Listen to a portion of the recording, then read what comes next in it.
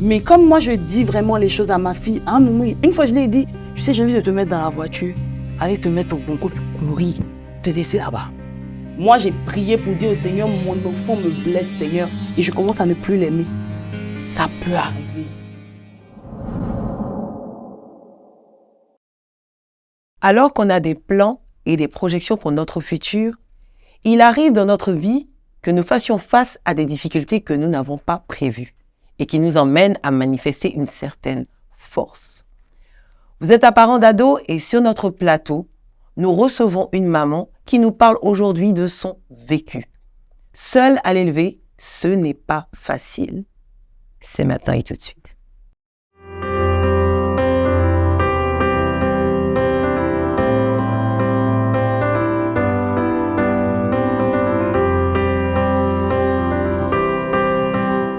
Élever un enfant est un défi auquel elle fait face tous les jours. Alors, j'ai sur mon plateau aujourd'hui Sonia. Sonia, bienvenue à Parents d'ado. Merci beaucoup. Et aujourd'hui, nous voulons parler de cette force que tu as aujourd'hui de pouvoir t'occuper de ta fille seule. Est-ce que tu peux nous en parler? Oui, bien évidemment. Merci déjà pour l'opportunité que tu me donnes de parler parce que effectivement, on n'a pas toujours l'occasion de parler de ces choses-là parce qu'on est dedans à chaque fois. Donc, la force, oui, il faut beaucoup de force pour s'occuper d'un enfant. Déjà, mon histoire à moi, c'est que je l'ai eu relativement jeune. J'allais encore à l'école, donc et je l'ai eu avec quelqu'un qui était tout aussi jeune que moi. Donc déjà, la grossesse n'était pas facile et je dis toujours que moi, je ne suis pas devenue maman automatiquement. C'est pas quand j'ai vu mon enfant, j'avais juste envie de reprendre les cours. Je ne voulais pas que ça me retarde dans ma vie. Donc, après ça, quand tu es face au fait que tu n'es plus maintenant avec le papa et que tous les projets que vous aviez faits de vivre ensemble, de vous marier, etc., ça n'a plus arrivé. Bon, heureusement, malheureusement, ça dépend d'où on se situe. Et que moi, entre-temps, j'ai rencontré le Seigneur et pour moi, c'était impératif que je donne ça à mon enfant. Ça a été la croix et la bannière. Parce qu'il faut déjà, à un moment, déjà moi, je me suis battue pour récupérer ma fille. Donc, quand je l'ai eue, c'était en mode, tu l'as eu, tu l'as pris, gère-la. Et c'était pas facile au début parce qu'elle avait grandi, elle avait fait une partie de sa vie ailleurs, donc pas avec moi. Donc, quand elle vient, et que maintenant elle est avec maman, même si elle a dit qu'elle voulait être avec moi, ça a été un peu compliqué. Mais là encore, elle était petite. Mon réel problème, challenge est arrivé quand elle a commencé à faire sa crise d'adolescence. Wow. Là, c'était... Qu'est-ce qui s'est passé? Tu as senti la différence? Ah, j'ai senti qu'on était passé... d'un cap à un autre. Ah, yeah. C'était chaud. Et à cet instant-là, ça veut dire c'est une accumulation d'erreurs et de gaffes inouïes. Et quand tu es parent seul, on fait cette erreur-là de se dire nos enfants nous doivent l'excellence. Donc, la moindre erreur, je me disais, tu n'as pas le droit en fait. Toi, tu n'as pas le droit. Il y a des erreurs que toi, tu n'as pas le droit de faire. Voilà, donc j'étais très, très, très dur avec elle, alors que ça ne marchait pas. Plus tu es dur, plus l'enfant s'endurcit, se rebelle, se renferme. Et la plupart du temps, en tout cas avec ma fille, grandir avec des parents séparés, c'est un réel handicap. Ça va jusque-là pour l'enfant. Elle a commencé à développer une certaine double personnalité. Parce que pour elle, ça je l'ai découvert après, ne pas être avec ses deux parents, elle allait perdre dessus quelque chose. À l'école, faut que les deux parents viennent. Toi, c'est toujours ta maman qui est là. Et ta maman est vraiment là, quoi. Ça veut dire, moi, je suis la maman qui arrive, qui parle avec les professeurs, qui demande le numéro des professeurs, etc., etc. Wow. Alors que son papa est plutôt cool. Donc, elle est vraiment entre les deux. Et elle n'a pas eu l'occasion, en tout cas, je ne lui ai pas laissé l'occasion de pouvoir demander, puisque au départ, il y a ça aussi, la cohésion entre les parents. Au départ, son père et moi, on ne se parlait pas. Okay. Parce que voilà, et là c'était, je vais chez papa, comme elle sait que maman ne peut pas appeler papa, donc je vais chez papa, mais arrivé à un moment, on a été obligé de s'asseoir et puis de dire qu'on a une adolescente devant nous et ça ne peut pas continuer comme ça. Et on a commencé à travailler ensemble parce que c'est vraiment un travail. Et quand on a commencé à travailler ensemble, ça a été aussi une autre étape parce que l'enfant en face a l'impression que vous êtes contre lui maintenant à deux. C'est ça. Voilà. Parce qu'au début, il y avait le bon policier qui est le papa qui n'est pas là. Tout le temps, lui, quand il vient, il donne l'argent, etc. Il y avait le mauvais policier qui est la maman qui tape. Le bon flic, le mauvais flic. Exactement. Et maintenant, vous deux, vous êtes ensemble et vous n'êtes pas forcément le bon flic. Voilà. Wow. Donc, elle s'est vraiment braquée par rapport à ça. Elle parlait plus, elle disait plus rien. Et vraiment, à cet instant-là, ce que j'ai fait, c'est que j'ai prié. Parce que en face, ce que les enfants ne savent pas, c'est qu'ils nous blessent aussi en tant que parents. Ils ont l'impression qu'on est peut-être des armoires. Moi, j'ai prié pour dire au Seigneur, mon enfant me blesse, Seigneur, et je commence à ne plus l'aimer. Ça peut arriver. Et c'est pas quelque chose qu'on peut dire facilement. Je n'aime plus mon enfant. Mais une blessure, c'est une blessure. Une fois que le cœur de quelqu'un est blessé, peut-être que la personne en face se dit, ma maman va toujours m'aimer, mais c'est pas vrai. Moi, je n'aimais plus. Je n'arrivais plus. Je faisais juste un travail automatique. Tu as mangé, voilà. Tu as mangé, j'ai payé ton école. C'est bon. À l'école, ça s'arrêtait là. On n'avait pas de relation parce que j'étais une maman blessée. Et j'étais profondément blessée. Moi, j'ai pris des temps de prière de jeûne, milieu la nuit, pour prier, pour dire au Seigneur, Seigneur, redonne-moi l'amour. Parce que si je ne l'aime pas, on ne va pas pouvoir avancer. Peut-être qu'elle n'a pas senti parce que tu fais semblant. Mais comme moi, je dis vraiment les choses à ma fille. Une fois, je lui ai dit, tu sais, j'ai envie de te mettre dans la voiture. Aller te mettre au bon coup, puis courir. Te laisser là-bas. Hey. Tellement tu... Et le Seigneur m'a dit, mais est-ce que tu sais que ça la blesse aussi? Toi et moi, on a une relation qu'elle et moi, on n'a pas encore. Et c'est au travers de toi qu'elle aura cette relation avec moi. Donc, si toi, tu lui dis que tu peux lui faire ça, est-ce qu'elle pourra avoir confiance en moi? Et à cet instant-là, je me suis dit, bon, il faut mettre bas la tête, il faut commencer à l'écouter. Mais, même écouter encore, il faut de la force. Parce que ce que ton enfant va te dire, les réalités par lesquelles, par exemple, ma fille, elle est passée par des périodes où on a écrit son nom dans les toilettes, qui m'est mauvaise. Elle a vécu ça, mais seule. Parce qu'à cette période-là, moi, j'étais fâchée et donc elle ne pouvait pas me dire. Et elle a pris des coups. On m'appelait souvent à l'école, elle a fait ça, alors que ce n'est pas un enfant très turbulent. Donc je lui ai demandé, mais qu'est-ce qui se passe en fait? Et c'est là qu'elle a commencé à s'ouvrir, me dire, voilà ce qu'on m'a dit, voilà ce qu'on me fait, etc., etc. Je me suis dit, je n'ai pas été là à cette période-là parce que moi aussi, quelque part, je cherchais la force. Et j'ai compris que, en fait, on est les administrateurs de la vie de nos enfants sur la terre. Aïe, aïe, aïe. Oui, on est obligé de puiser dans l'amour que Dieu nous donne pour les aimer, parce que c'est seulement cet amour-là qui est intéressant. Même l'amour maternel, il a une limite. Moi, j'ai puisé dans l'amour de Dieu parce que j'étais partie déjà avec, dans ma vie de mère, avec, pour moi, un mauvais pas. Je me disais que l'enfant que je portais se devait de faire exactement ce que je voulais, parce que pour moi, j'avais sacrifié ma jeunesse pour elle. Moi, j'ai un blanc entre mes 19 ans et puis mes 25 ans, je ne sais pas ce qui s'est passé. Parce que c'est à ce moment-là que j'étais maman. Donc, je me souviens plus de ce qui s'est passé. Donc, pour moi, elle me devait ça. Et des fois, je lui disais ça. Mais non, toi, tu me dois, en fait. Tous les enfants peuvent faire, mais pas toi. Mais non, elle ne me doit pas.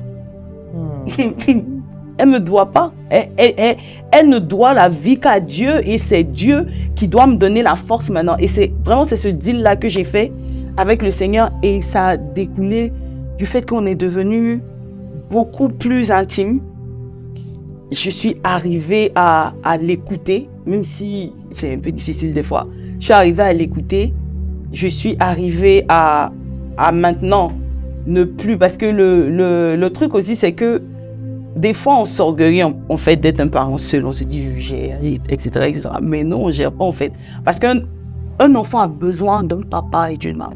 Tu ne peux pas être le papa et la maman. Moi, j'ai essayé, j'ai échoué en tout cas. Tu ne peux pas. La personne a besoin en tout cas d'une figure paternelle. Et à cet instant-là, quand j'ai compris ça, vu que son papa n'était pas tout le temps disponible, moi j'ai appelé mon frère. Et mon frère a commencé à avoir une relation de père avec elle, à parler avec elle, à être vraiment le papa et à lui, elle disait des choses qu'elle ne me disait pas forcément. Comme à moi, elle disait des choses jusqu'à ce qu'elle recommence à se reconnecter avec son papa et puis à lui parler. Donc, en tant que parent seul, il ne faut pas avoir peur de dire au secours, de voir la grâce de Dieu dans la vie de quelqu'un qui arrive à gérer, parce que c'est une grâce, moi je crois, de pouvoir gérer des adolescents surtout. Et puis de dire à la personne, dis-moi comment tu fais en fait. Moi je le fais, comment tu fais pour parler à ta fille, comment tu fais, parce que des fois, on est cool. Moi je suis une maman cool, mais ma fille me dit, tu es cool avec tout le monde sauf avec moi. Tu es cool avec toutes mes copines, mais tu n'es pas cool avec moi. Je dis, ah bon, mais je ne m'en rends même pas compte. C'est-à-dire, ses copines viennent facilement me parler de leur crush, etc. Mais quand il s'agit d'elle, la dernière fois, elle m'a dit, je te dis que j'ai mal à la tête. Hey. Parce que, comme je lui disais, c'est difficile un peu pour moi aussi de te voir grandir. C'est un peu difficile, un peu. C'est pour moi de te voir grandir, de te voir prendre tes décisions, de dire ce que tu veux, qui n'est pas forcément en accord avec ce que moi je veux, mais que je dois te laisser faire parce que c'est pas mauvais. Voilà. Et donc c'est ça. Puiser vraiment la force et puiser aussi la force dans le rêve qu'on a pour son enfant. Parce qu'un parent qui a arrêté de rêver, c'est pas possible. Il faut rêver pour son enfant. Il faut voir son enfant au-delà. En tout cas, moi, c'est ce que je fais. Je la vois plus grande que moi, plus forte que moi, et je le lui dis aujourd'hui. Je lui dis, ce que tu vois que je fais, que tu veux faire, tu peux faire plus. Tu peux être plus. Parce que, effectivement, quand tu vis quand tu es un parent seul, tu es le premier modèle de ton enfant. Gloire à Dieu si c'est toi. Ça peut être une autre personne. Moi, j'ai eu la grâce. Elle veut faire la même carrière que moi, etc. Mais moi, par exemple, j'ai fait droit, mais j'ai eu des crasses. Donc, je lui dis, maman, on ne fait pas droit dans la maison. Elle dit, mais maman, je fais on ne fait pas droit dans ma maison. Et donc, maintenant, on est en train de parler de sa carrière, ce qu'elle veut faire, etc. Et c'est beaucoup plus fluide quand vraiment, en tant que parents, on enlève ce fardeau-là sur nous, qu'on le donne au Seigneur et qu'on enlève le fardeau sur notre enfant et qu'on le prend. Parce que les parents seuls ont beaucoup d'exigences. On a énormément d'exigences par rapport à nos enfants parce qu'on se dit, on est seul, on n'a que nous. Déjà, il n'y a même pas que nous, on a tout. Mais tu es obligé de réussir, tu es obligé. Et cette pression-là fait très souvent qu'on ne connaît pas nos enfants. Ils nous présentent quelque chose, une personne, et puis après, derrière, c'est une autre personne. Donc, voilà.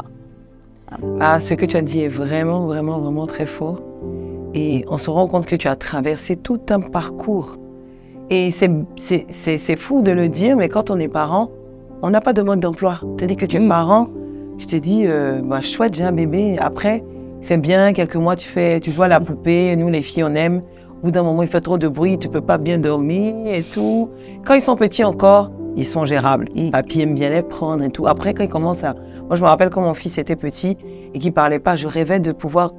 Je voulais savoir à quoi il pensait, c'est quoi sa façon de penser, c'est quoi sa mentalité. Mais quand il était grand, j'ai vu sa mentalité, j'ai dit, Seigneur, aie pitié de nous.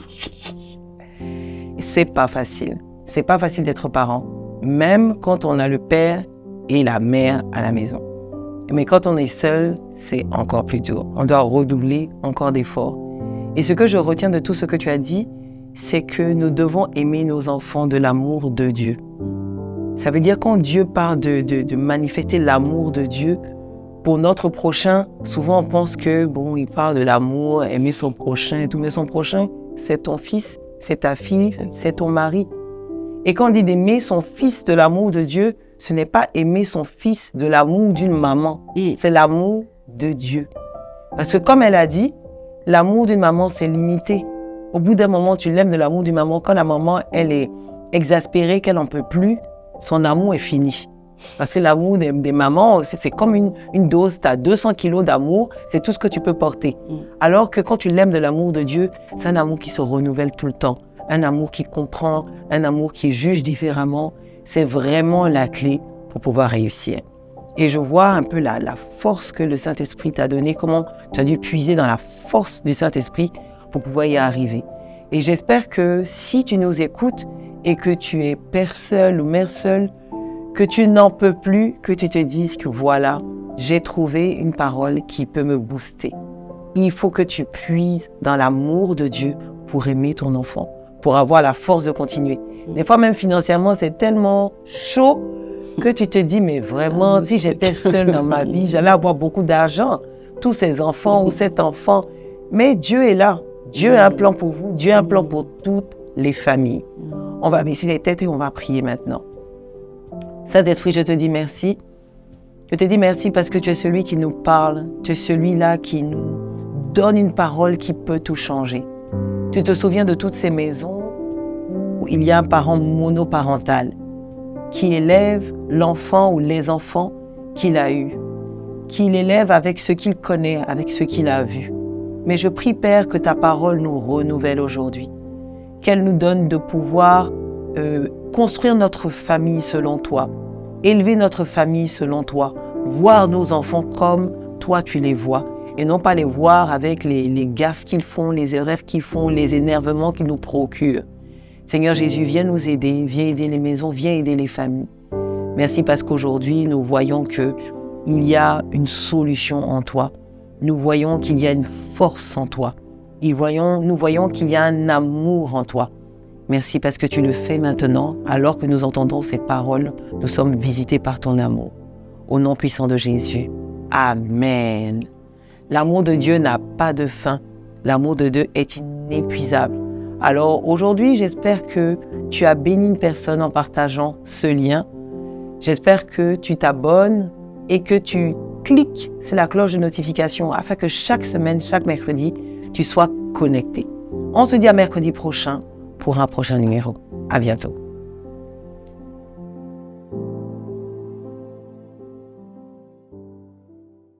Quand j'allais chez elle, à chaque fois il y avait un rappel. Ton père, il est ceci, il est cela. Donc moi, j'évitais clairement d'aller chez elle. Je préférais être avec mon père qu'avec elle. Moi, c'était bon, papa avait raison, il a bien fait de ne pas, voilà, Okay. donc en gros, parce que c'est un peu à ça, ça ressemble et tout. Ok. Donc ça sert à rien de vraiment forcer les choses.